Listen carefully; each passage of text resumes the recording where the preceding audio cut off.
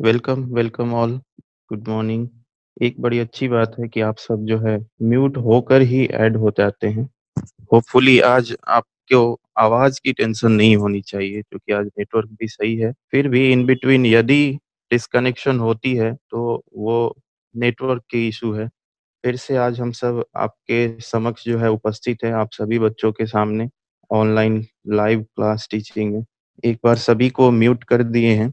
तो पुनः आप सबका स्वागत है आज के CC1 के सेशन में, जो कि हमारा टॉपिक है बिहार में समाजीकरण की प्रक्रिया। आज अपने स्टेट की बारी है। आज अपने स्टेट में समाजीकरण का क्या प्रोसेस रहा है वो पढ़ना है, क्योंकि सोशलाइजेशन जो है एक प्रोसेस ही है। तो बिहार में समाजीकरण की प्रक्रिया किस हिसाब से होगी या क्या तरीके होंगे वो पूरा का पूरा देखना है आज हम सबको। आप जब पढ़ेंगे कुछ बुक्स में इसके अलग-अलग तरीके दिए जाएँगे, कुछ स्टेजेस दिए जाएँगे। आज हम लोग भी स्टेज को पढ़ेंगे, देखेंगे। एक मनोवैज्ञानिक थे हैरी एम जॉनसन। उन्होंने पर्टिकुलर बिहार स्टेट के लिए तो नहीं, लेकिन स्टेट वाइज़ सोशलाइज़ेशन कैसे होती है, इसको बताए थे और उन स्टेजेस को लेकर के बिहार पे भी रिसर्च किया गया। उन अवस्थाओं को देखा गया, तब जाके बिहार के लिए कुछ सोशलाइज़ेशन का प्रोसेस निकल के आया सामने। हर स्टेट की अपनी-अपनी प्रक्रिया है,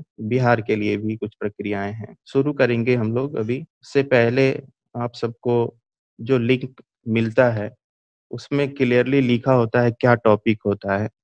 एक सजेशन है आप सभी बच्चों के लिए, आप सब जो हैं, जो टॉपिक मिलता है, अभी बहुत टाइम मिल जाता होगा आई होप आप सबको, तो जो टॉपिक नेम है उस पे थोड़ा-सा घर पे भी पढ़ा कीजिए। उससे क्या होगा, जब आप लाइव क्लासेस में आएँगे तो आपको वो स्टेजेज़, वो कंटेंट्स बहुत ज़्यादा हद तक समझ में आएँगे। और नहीं तो आप सीधा-सीधा आकर बैठते हैं, क्लास में जॉइन करते हैं, तो चीज़ें समझ आएँगी, लेकिन उसके बनिस्बत थोड़ी कम हो जाएँगी। बिहार के समाजीकरण की जो प्रक्रिया है, एक बार मैं बोल रहा हूँ कि उसमें कौन-कौन से स्टेजेज़ हैं, फिर उसके बाद हम लोग अपने पीडीएफ पे या आपकी स्क्रीन पे सारी चीज़ें शो होती चली जाएँगी।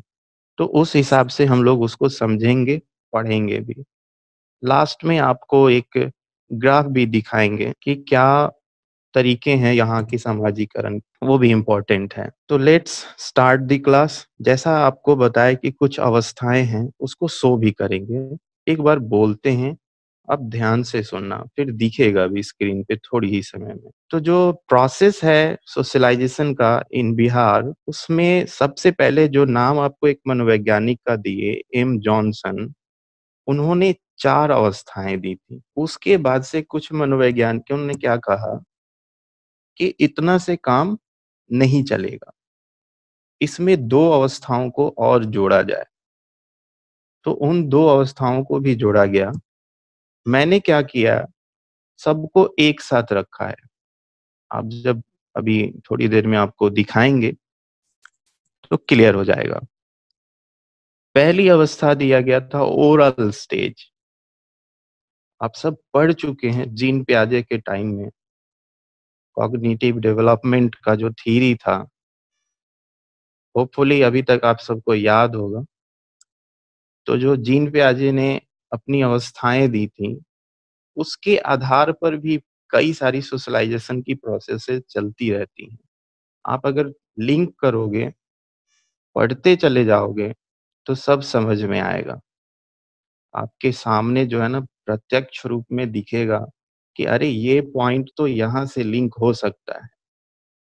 मीन्स कि आप अब डेवलप खुद पे खुद कर सकते हो चीज़ों को। तो पहली अवस्था जो हमारे सामाजिकरण में वो पढ़नी है, वो है आपकी ओरल स्टेज। सेकंड है एनल स्टेज। थर्ड है इडिपल स्टेज। फोर्थ है एडोलसेंस। इन अवस्थाओं को अभी आप सुन रहे हो, थोड़ी देर में देखोगे।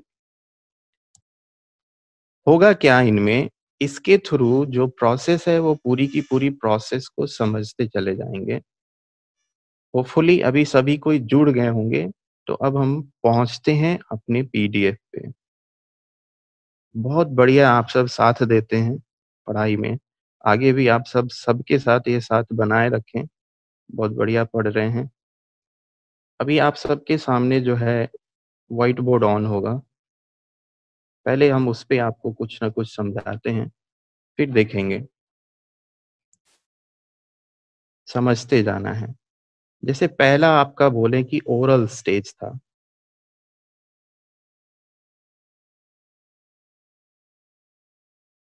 क्लियर? ओरल स्टेज को हिंदी में बोलेंगे मौखिक अवस्था।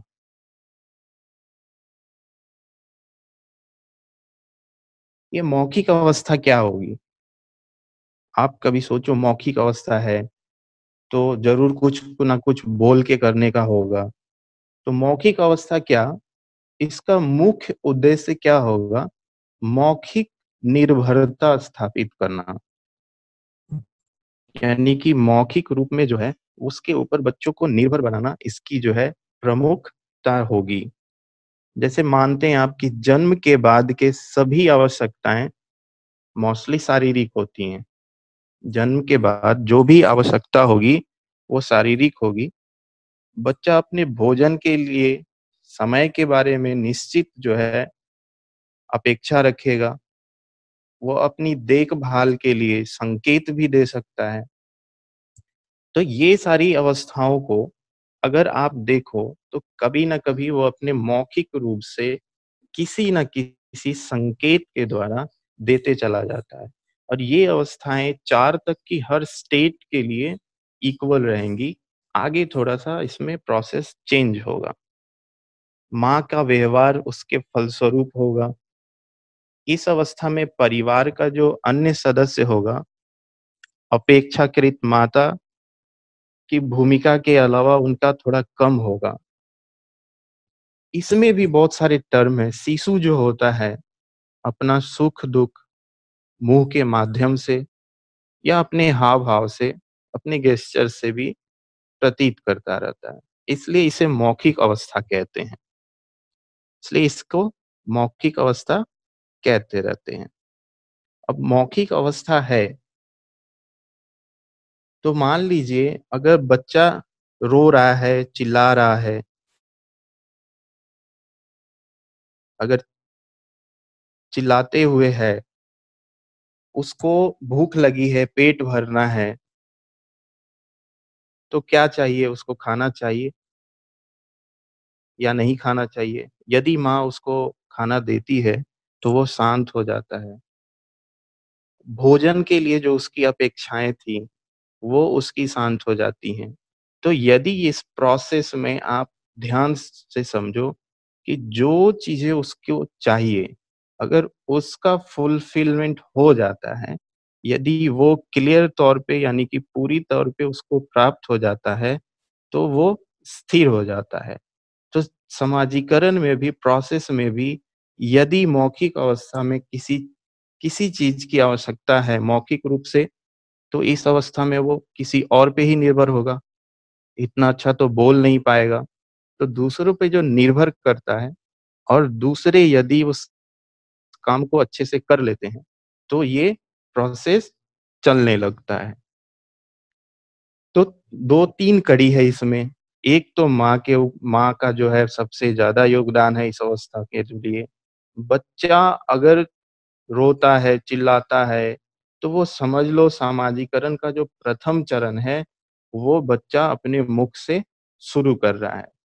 वो प्रक्रिया देना शुरू कर दे रहा है। तो ये प्रोसेस था पहली अवस्था में। जीन पियाजे का नाम क्यों लिए थे जी? आप ध्यान रखो उसमें आप पढ़े थे, जीन पियाजे की अगर अवस्थाओं को देखो, तो आप पढ़े थे कितनी अवस्थाएँ थे ध्यान रखना? 4, 4 ही ना? हाँ, पक्का। तो उन अवस्थाओं को अगर मौखिक अवस्था देखो, वहाँ भी ज्ञानेंद्रियों को देखना था। ज्ञानेंद्रियों से इंद्रिय जनित भी आप पढ़े थे। तो इंद्रिय जनित के हिसाब से भी अगर आप देखो, तो मौखिक अवस्था बच्चे के प्रोसेस में यानी सोशलाइज़ेशन के प्रोसेस में उसको आगे बढ़ाती रहती है। सेकंड है सेकंड जो है वो अभी आपके स्क्रीन पे आएगा, शौच अवस्था। शौच अवस्था क्या होगा? Anal stage. ये एनल स्टेज में क्या होता है? एनल स्टेज समाजीकरण की दूसरी अवस्था आप कह सकते हो, ये प्रोसेस में। यह समाज या सामाजिक वर्ग मान लो, या परिवार पर ही निर्भर करता है। ध्यान रखना है, समाज या समाज के वर्ग तथा परिवार पर निर्भर करेगा। यदि एक मनोवैज्ञानिक थे जॉनसन, यदि उनकी बातों को लो, तो अमेरिका में जो था मध्यम वर्ग के जो परिवार थे, यह अवस्था 1 वर्ष के पश्चात ही शुरू हो जाती थी वहाँ। अमेरिकी मध्यम वर्ग के परिवारों में एनल स्टेज 1 वर्ष के पश्चात ही शुरू होती है तथा 3 वर्ष की आयु में पूरी हो जाती है उनकी। 3 वर्ष तक एनल स्टेज पूरी हो जाती है वहाँ। अब इस अवस्था में बच्चों से इस बात की आशा की जाती है, जो एनल स्टेज है, उसमें बच्चे से हम ये अपेक्षा करते हैं कि वह अपने आप को, स्वयं को सँभालना सीखे। स्वयं को सँभालना सीखे मतलब, स्वयं को सँभालना सीखे का मतलब होगा, वो खुद को, अपने आप को प्रिपेयर करेगा अपने कामों के लिए, यानी कि दूसरों पे निर्भरता छोड़ेगा। जो कि मौखिक स्टेज में क्या था, वो दूसरों पे निर्भर था। एनल स्टेज में क्या होगा, वो दूसरों पे निर्भर रहना छोड़ेगा, त्याग देगा, तो वो अपने आप को सँभालेगा। इस अवस्था में क्या होगा, एनल स्टेज में क्या होगा, विशेष ध्यान जो है टॉयलेट ट्रेनिंग पे होगी। विशेष ध्यान कहाँ होगी? शौच प्रशिक्षण पे, ठीक है? विशेष ध्यान इसलिए क्योंकि इस समय में बच्चों को अगर सेल्फ डिपेंडेंट बनाना हो, तो पहली प्रोसेस है ये, आप उसको प्रॉपर टॉयलेट ट्रेनिंग दो। बच्चे को गलत या ठीक व्यवहार में अंतर करना सिखाया जाता है इस अवस्था में। एनल स्टेज में एक तो टॉयलेट ट्रेनिंग, दूसरी सही और गलत व्यवहार को सिखाया जाता है, उनमें अंतर बताया जाता है। गलत व्यवहार करने पे थोड़ा उनको डाँटा भी जाता है। अगर ठीक व्यवहार करते हैं बच्चे, तो क्या मिलना चाहिए उनको? आप बहुत अच्छा वर्क करोगे तो आपको क्या मिलेगी? शाबाशी मिलेगी, आपको पुरस्कृत किया जाएगा। तो इसी प्रकार इसमें अगर बच्चा सही व्यवहार करता है, गुड बिहेवियर लेके आता है, तो उनको बहुत ज़्यादा लाड-प्यार मिलता चला जाता है। ठीक है? थर्ड स्टेज पे आते हैं। घबराना नहीं, इसकी पूरी डिटेल्स भी आपको देंगे, बस एक बार समझते चले जाओ। तीसरा जो स्टेज है, वो है एडिपल स्टेज। पढ़ेंगे एडिपल स्टेज, ध्यान रखना, ओ साइलेंट रहेगा, ओडिपल मत पढ़ना। एडिपल स्टेज, हिंदी में इसको क्या बोलते हैं? गुप्तावस्था। कई जगह ये चेंज मिलेगा, या फिर ओडिपल। ओडिपल का ओडिपल लिखो। इंग्लिश में बोलेंगे एडिपल, हिंदी में लिखेंगे ओडिपल, गुप्तावस्था। अब ये अवस्था क्या हुई? थर्ड स्टेज है, अभी तीसरे पे हम लोग पहुँचे हैं। एक बार पहले को सोचो, मौखिक अवस्था थी। दूसरी क्या? एनल स्टेज, शौच की अवस्था थी, जहाँ टॉयलेट ट्रेनिंग, बच्चों को अच्छे और बुरे व्यवहार में अंतर सिखाना, ये सारा चीज़ किया जाता था। एडिपल स्टेज में क्या, गुप्त अवस्था में क्या होगा? ये तो 4 वर्ष से प्रारंभ होगा, ठीक है? 4 वर्ष से ये शुरू होगा। चौथे और 5वें वर्ष में ही इसमें संकट आनी शुरू हो जाती है, इस अवस्था में। 4 से प्रारंभ होकर 12 या 13 वर्ष तक की आयु तक ये जाता है, इडिपल स्टेज जो अवस्था है ये। कई बार ये गुप्तावस्था को दूसरे बुक में अलग तौर पे दिया गया है, वो भी आप ऐसा ना समझें कि गलत है। कनेक्टेड होते हैं ये सारे थॉट्स।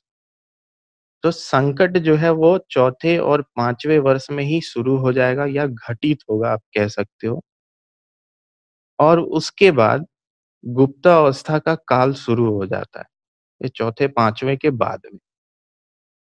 ये अवस्था एक्चुअली क्या है लिंग भेद की जानकारी देता है। गर्ल, बॉय, मेल, फीमेल इस तरह की जो है जानकारी करता है तथा मान लो अपने परिवार के सदस्यों और परायों में अंतर करने लगता है।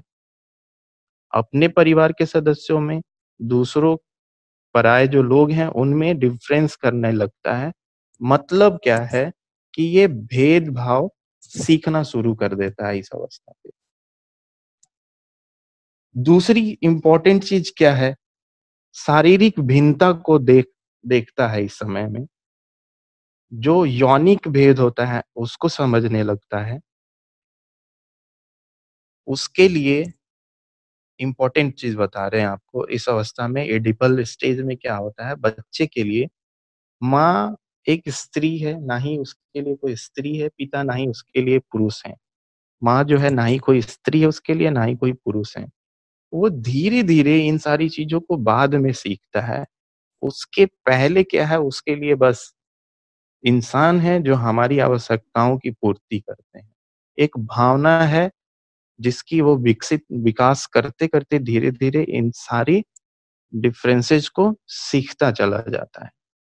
ये एडिपल स्टेज में होगा और ये बिहार के संदर्भ में क्यों आ रहा है ज़रा सोचो। इन अवस्थाओं को अगर बिहार से निकाल दो, तो आपका क्वेश्चन आ जाएगा समाजीकरण की अवस्थाएँ। लेकिन 4 तक ही, 4 के बाद में फिर ये कनेक्ट हो जाएगा। तो इसलिए ये प्रोसेस जो है वो चलना शुरू होगा, मौखिक अवस्था से शुरू होगा, शौच अवस्था, फिर एडिपल या ओडिपल या गुप्त अवस्था। कई सारे बुक्स में आपको तादात्म्यकरण अवस्था कहते हैं इसको, एडिपल को, या ओडिपल को तादात्म्यकरण अवस्था भी कहते हैं। तो वो भी हो सकता है, यदि आप पेन और कॉपी रखें तो लिख भी सकते हैं। इसको तीसरे नाम में जानते हैं, तादात्म्यकरण की अवस्था।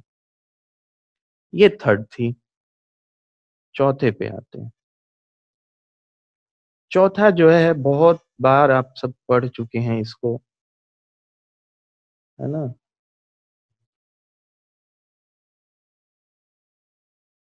इतनी बार लंबी-लंबी क्लासेज हुई हैं इसके ऊपर, किशोरावस्था, एडोलसेंस।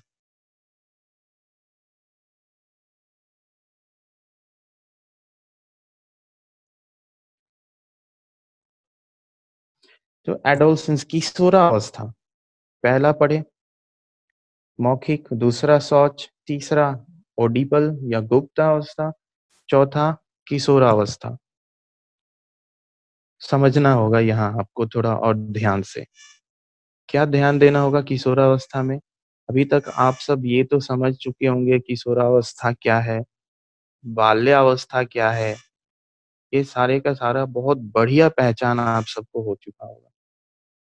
किशोरावस्था में क्या, एडोलसेंस में क्या, समय तो मालूम ही है आपको, कितना समय होता होगा? 12-13 से लेकर के 18-19 तक, ठीक है? 12 क्यों, 13 क्यों, 18 क्यों, 19 क्यों, ये भी आप समझ रहे हैं। 12 से 18 और 13 से 19 गर्म और ठंडे प्रदेशों के हिसाब से हम लोग इसको काउंट करते रहते हैं।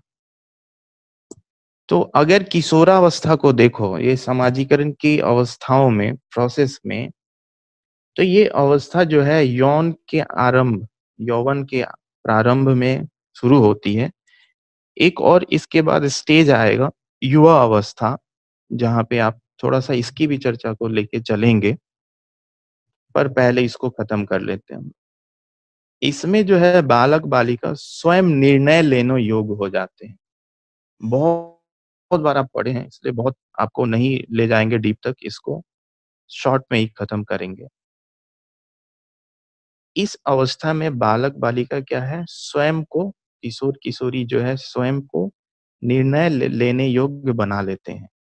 मित्र मंडली बहुत बढ़ जाती है, क्रीड़ा भी बहुत हो जाता है, पड़ोस या विद्यालय या आपका महाविद्यालय इस अवस्था में जो है महत्वपूर्ण भूमिका निभाना शुरू कर देता है। इवन शिक्षक भी इस अवस्था में बहुत बड़ी भूमिका निभाते हैं। लेकिन बार-बार यदि आप याद रखो तो जो जीवंत क्लासेस होती थी जो हमारे कॉलेज में, उसमें आपसे एक सवाल ज़रूर पूछते थे हम कि किसका सबसे ज़्यादा भूमिका इस अवस्था में रहेगा? किसका? तो हमेशा पीयर यानी कि उनके संगी साथी मित्र मंडली का जो है, वो सबसे ज़्यादा प्रभाव यहाँ रहेगा। अगर बच्चे के सेंस में लो, तो बच्चा जो है नहीं चाहता है इस समय में कि माता-पिता जो है उसके कार्यों में दखल दें। स्कूल जाना है, कॉलेज जाना है, तो ये सोचता क्या है कि आज मम्मी-पापा जो है ना हमको हर बार रोकते हैं, आज नहीं रोकते, बहुत अच्छा होता। आप क्लास जाते हैं, पता नहीं पढ़ते नहीं पढ़ते हैं, आपका दोस्त कहता है कि चलो आज घूम के आते हैं, क्लास छोड़ दो।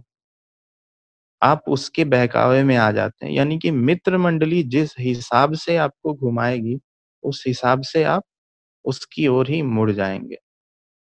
करेंट एग्ज़ाम्पल अगर दें, आपके कॉलेज ने आप सबके लिए ऑनलाइन टीचिंग की व्यवस्था कर रखी है। यदि आप में से कोई ऐसा बच्चा हो, जो बोले, "अरे! क्या ऑनलाइन? चलो आज कोई और काम करके आ जाते हैं, क्या पढ़ते हैं?" यदि आप उसके बहकावे में आते हैं, तो ये वही अवस्था के रूप में आप देखे जाएँगे। प्रभाव जो होगा ये एडोलसेंस में सबसे ज़्यादा अपने संगी साथी का ही होगा। माता-पिता कितना भी दखल देंगे उसके कार्यों में, उनका काम नहीं चलेगा। इसलिए यह संकटपूर्ण या तनाव वाली अवस्था भी कही जाती है। आपको हमने 12-13 नाम दिए थे एडोलसेंस को लेकर के। आशा करते हैं जो लोग क्लास में आते होंगे उन सबको याद होगी ये। कभी मिलना हुआ तो ज़रूर पूछेंगे फिर से। वो सारे नाम इम्पोर्टेंट है, आप ज़रूर याद रखना हमेशा। तो क्या हुआ, ये संकट या तनाव से भरी अवस्था है। इस अवस्था में अगर उसको ठीक ढंग से नहीं सँभाला जाए, तो स्थिति भयावह हो सकती है। इस अवस्था में यदि मित्र मंडली के अनुसार से बच्चा घूमता रहा, मूवी देखता रहा, चौक पे चाय, सिगरेट करता रहा, तो यदि इसको नहीं सँभाला जाएगा, तो ये आगे बढ़ कर के और भयावह होगा। भयावह कहने का मतलब क्या?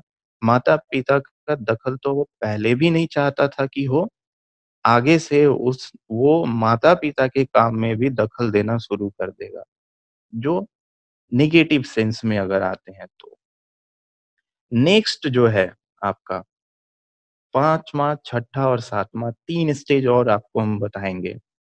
तो ये 3 स्टेज में अगर मनोवैज्ञानिक जो कुछ मनोवैज्ञानिक कहें तो अच्छा होगा, अगर उनके हिसाब से आएँ तो उन्होंने 2 अवस्थाओं को जोड़ा, लेकिन हमें पढ़ना 3 है। 2 अवस्थाएँ कौन थी वो देख लो। एक वयस्क अवस्था, ठीक है? वयस्क अवस्था आपकी स्क्रीन पे शो हो रहा होगा सब कुछ। स्टेज ऑफ कह सकते हैं अडल्टहुड,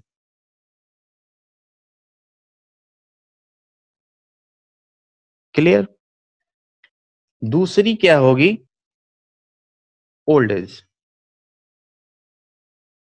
यानी कि वृद्धावस्था यही कर देते हैं। ओल्ड स्टेज करो या ओल्ड एज करो, बात इक्वल है। तो ये 2 अवस्थाओं को जोड़ा कुछ मनोवैज्ञानिकों ने, लेकिन जैसे ही बिहार का संदर्भ जुटा, जैसे ही बिहार का संदर्भ जुटा, इसमें एक अवस्था और बढ़ा दी गई। एक अवस्था कौन-सी बढ़ा बढ़ा दी गई? अभी आपको ये अवस्था हटा रहे हैं, ठीक है? ओल्ड एज को अभी हटाते हैं। जोड़ना क्या पड़ा उनको? एक जोड़ दिया गया, ये एडल्टहुड के पहले एक और जोड़ दिया गया था, ध्यान रखना पढ़ चुके हैं आप सब, प्यूबर्टी को। यौनारंभ कहते हैं इसको या युवा अवस्था भी कई जगह पे मिल जाएगा आपको। प्यूबिक ग्रोथ आप पढ़े होंगे, ध्यान से रखेंगे। किशोरावस्था में ही आप पढ़े थे प्यूबिक ग्रोथ, जस्ट रिलेट करता है उसी को ये प्यूबर्टी को। यानी कि इसका हिंदी क्या होगा? लिख लेना यौवनराम या युवा अवस्था, इसको कह सकते हैं। तो इसमें क्या होगा, ये प्यूबर्टी वाले टाइम में क्या होगा, वह पारिवारिक जीवन प्रारंभ करने के लिए कुछ धंधा-पानी या फिर जीविकोपार्जन के लिए हाथ-पैर मारना शुरू करता है। जीविकोपार्जन के लिए हाथ-पैर मारना मतलब क्या? वो अपने आप को एस्टैब्लिश करना चाहता है।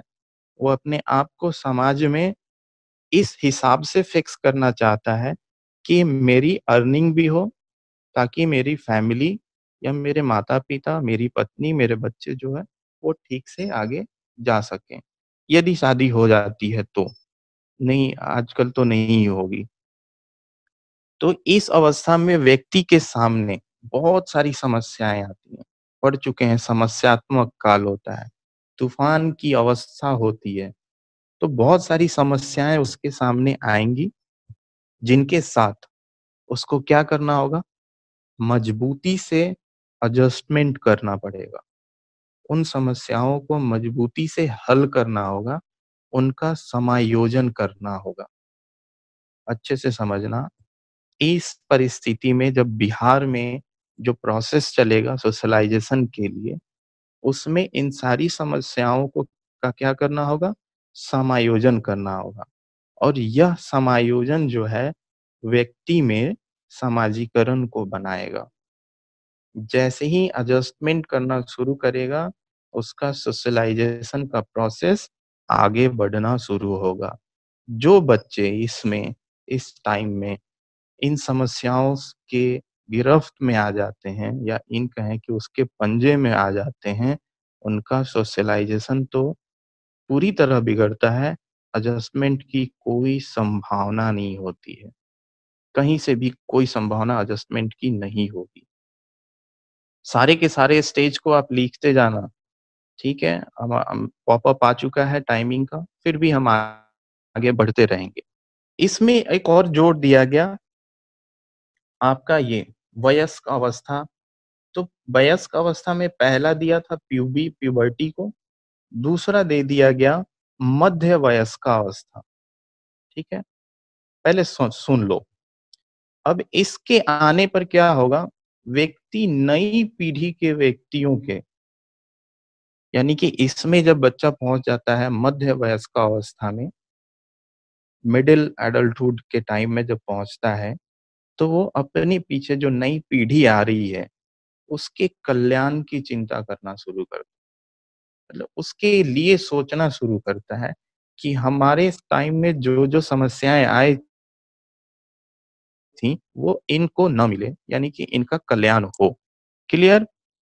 इस समय में उन्हें भी नए-नए अनुभव प्राप्त होते रहते हैं, एक्सपीरियंसेस गेन करते रहते हैं उस टाइम पे भी।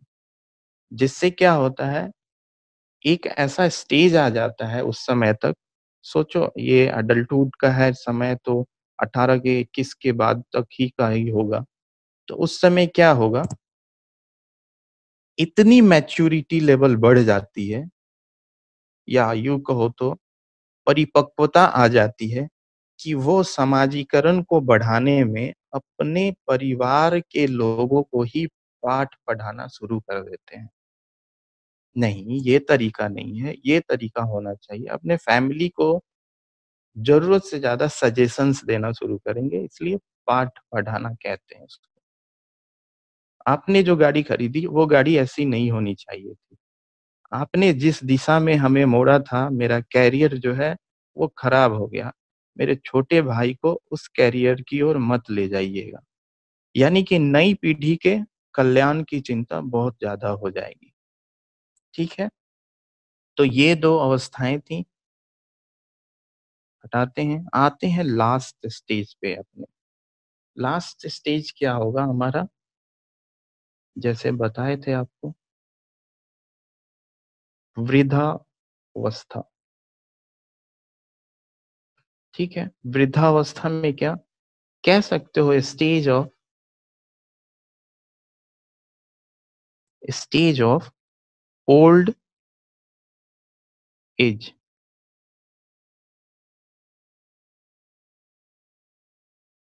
ठीक है? ओल्ड एज, जैसे ही नाम सुनते हो, समझ में आ जाता है कि पुराने लोगों की बातें होनी होगी। तो मोस्टली अगर एक मानक के तौर पे चलो तो 55 साल के बाद की ये अवस्था होती है। 55 साल के बाद की अवस्था क्यों कह रहे हैं? क्योंकि ओल्ड एज है, वृद्धावस्था है, तो ज़ाहिर-सी बात है कि वृद्ध लोगों की बात ही होगी। और जो आप अभी पहले पढ़े थे अडल्टहुड, वो चला ही जाता है 50 तक के करीब में।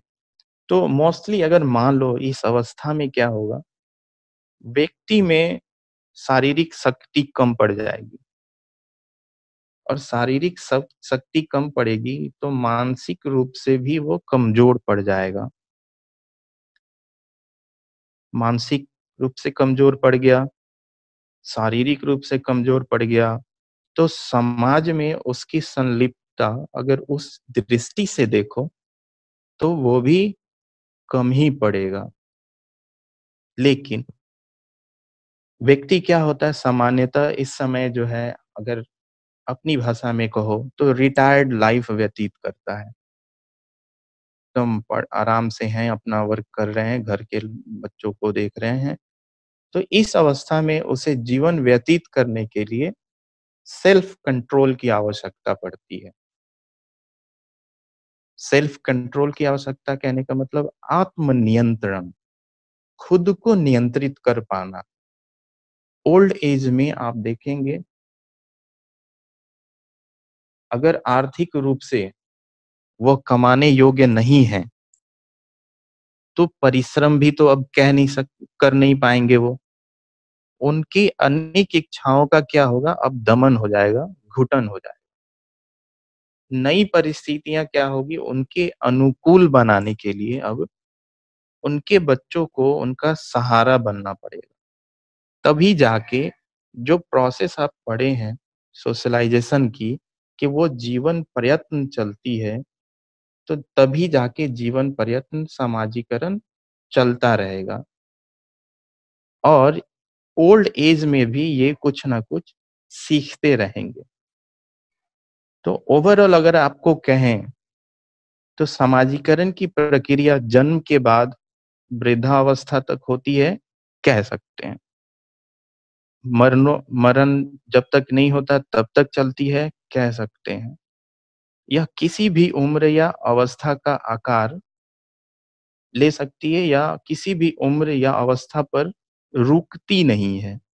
हम आप रुक सकते हैं, ये प्रोसेस पूरी की पूरी नहीं रुकेगी। तो प्रत्येक अवस्था में आप देख लीजिए, व्यक्ति के सामने कुछ ऐसी परिस्थितियाँ एवं नई-नई समस्याएँ आती रहती हैं, जिनके साथ उन्हें एडजस्टमेंट जो बताए थे आपको, वो करना पड़ता है, और इसी सिलसिले में वो कुछ नए-नए व्यवहार को सीखता जाता है। नए व्यवहार को सीखेगा, तो उसका,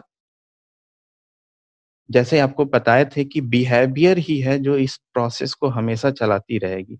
लास्ट टाइम भी आप पढ़े थे बिहेवियर को, इस बार भी पढ़ोगे।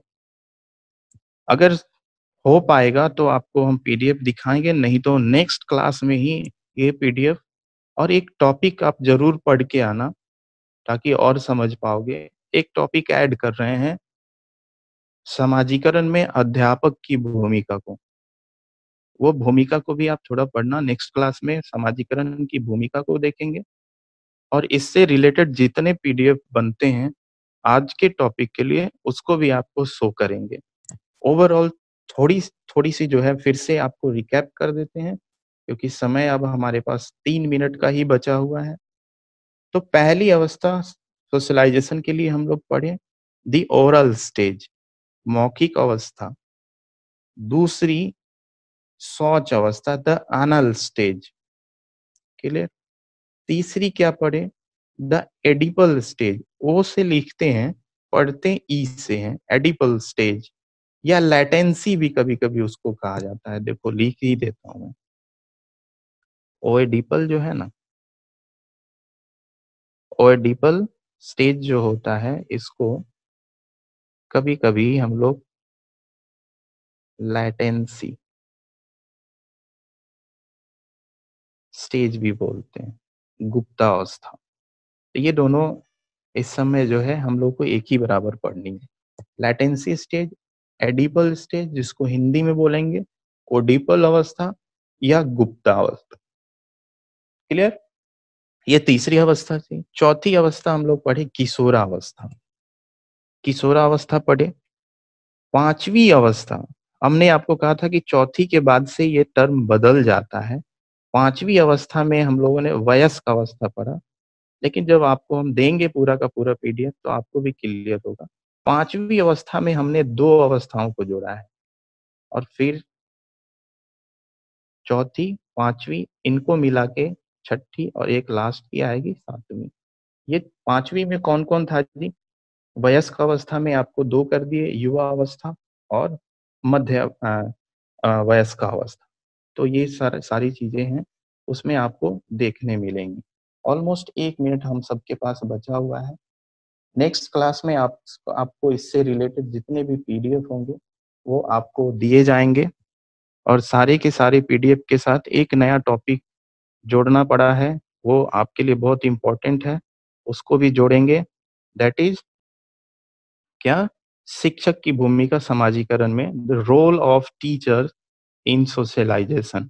ये बहुत इम्पोर्टेंट है, क्योंकि इससे बहुत सारे क्वेश्चन्स भी आपके बनते हैं, जो आपको इन फ्यूचर काम आएँगे। तो ऑलमोस्ट टाइम हमारा खत्म हो चुका है। बहुत-बहुत धन्यवाद आप सभी बच्चों का, स्पेशली हमारे जो टेक्निकल हेड हमारे साथ जुड़े हैं, तरुण सर आपका बहुत-बहुत धन्यवाद इस सेशन में बने रहने के लिए। Thank you so much. मिलते हैं नेक्स्ट सेशन में।